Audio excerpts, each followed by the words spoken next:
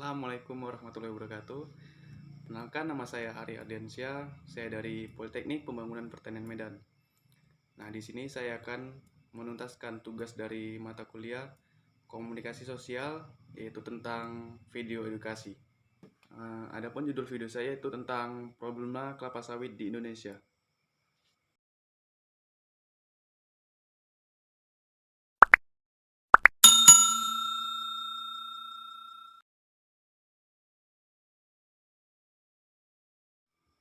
Inilah bentuk perkebunan terluas di Indonesia. Setiap orang pastinya mengetahui tanaman ini. Sebuah komunitas penyumbang ekspor terbesar di Indonesia, selain minyak dan gas. Pada tahun 2015, nilai ekspor mencapai 18,1 miliar US dollar atau berkontribusi sekitar 13,7% terhadap total ekspor Indonesia. Indonesia menguasai total industri kelapa sawit dunia, memiliki produksi CPO terbesar dunia berdasarkan data Kementerian Pertanian, Kementerian Agraria dan Tata Ruang. Total luas perkebunan kelapa sawit di Indonesia mencapai 15,7 juta hektar. 10,7 juta hektar dikelola oleh perusahaan swasta, kemudian 493.000,7 hektar dikelola oleh BUMN, dan 4,4 juta dikelola oleh perkebunan rakyat. Perkebunan kelapa sawit ini tersebar di 22 provinsi di Indonesia. Terluas berada di Provinsi Riau, kemudian Kalimantan Tengah, Kalimantan Timur, dan Kalimantan Barat. Namun, meningkatnya ekspor dan produksi kelapa sawit belum berdampak pada peningkatan penerimaan negara dari pajak. Bahkan, penerimaan pajak dari tahun 2014 menurun di saat produksi ekspor kelapa sawit meningkat.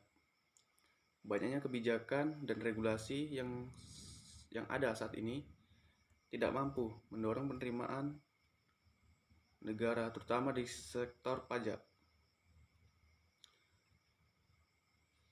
Terdapat indikasi adanya perusahaan-perusahaan kelapa sawit yang tidak memenuhi kewajiban perpajakan. Luasnya perkebunan kelapa sawit yang menimbulkan banyak masalah. Yang paling utama adalah permasalahan tumpang tindih perizinan, izin untuk hutan konservasi, hutan lindung, dan lahan gambut. Keberadaan kelapa sawit juga beresiko terhadap kerusakan lingkungan, konflik sosial, dan konflik lahan. Berdasarkan laporan Bank Dunia, kebakaran lahan pada tahun 2015 seluas 2,6 juta hektar. Sebagian besar berada di perkebunan kelapa sawit. Karena banyaknya masalah dan peluang kerugian negara dari sektor perkebunan kelapa sawit, KPK melakukan pengkajian sistem pengelolaan komoditas kelapa sawit di Indonesia. Kajian dilakukan dari aspek regulasi, kelembagaan, serta tata laksana pada rantai distribusi, mulai dari pengelolaan, pembenihan, sistem pengelolaan perkebunan, dan pengelolaan sistem tata niaga komunitas kelapa sawit. Kajian ini merupakan bagian dari Nasional Penyelamatan Sumber Daya Alam Manusia. Dari hasil kajian KPK tentang sistem pengelolaan komoditi kelapa sawit, terdapat 3 temuan, yaitu sebagai berikut.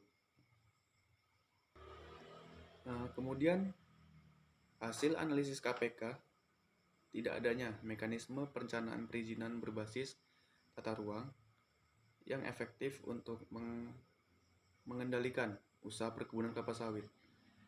Peraturan perizinan sektor perkebunan belum mengatur secara efektif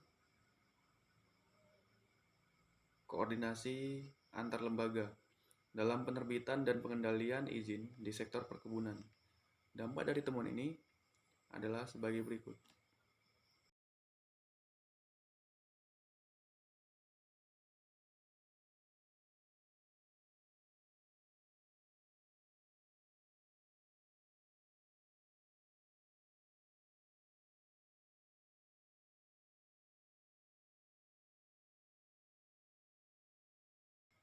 Kemudian yang kedua, tidak efektifnya pengendalian pungutan ekspor komoditas kelapa sawit. Sistem verifikasi ekspor tidak berjalan baik. Penggunaan dana perkebunan kelapa sawit habis untuk program biofuel, dan hanya 3 grup besar yang menjadi manfaat menerima utama. Dampak dari temuan ini sebagai berikut.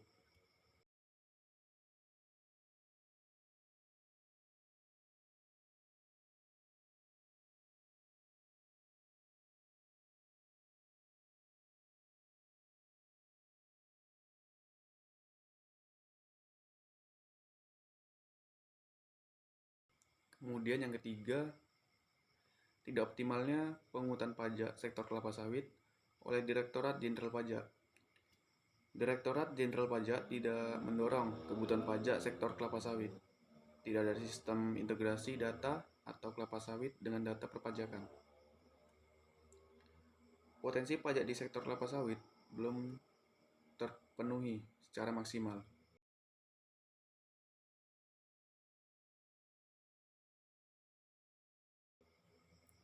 Dampak dari temuan ini adalah sebagai berikut.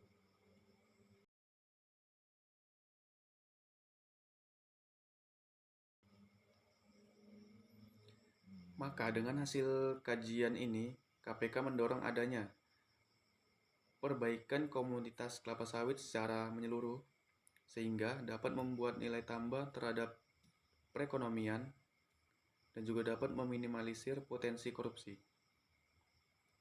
yang terjadi di sektor kelapa sawit. Perbaikan sistem komoditi kelapa sawit mendesak dilakukan agar bisa menambah pendapatan negara.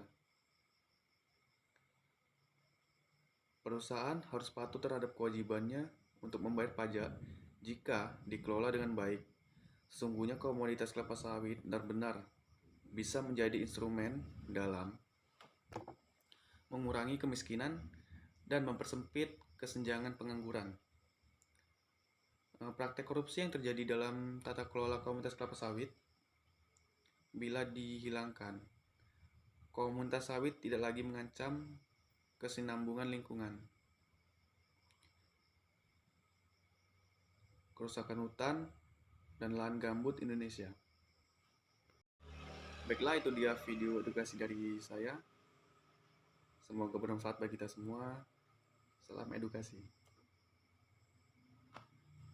Assalamualaikum warahmatullahi wabarakatuh.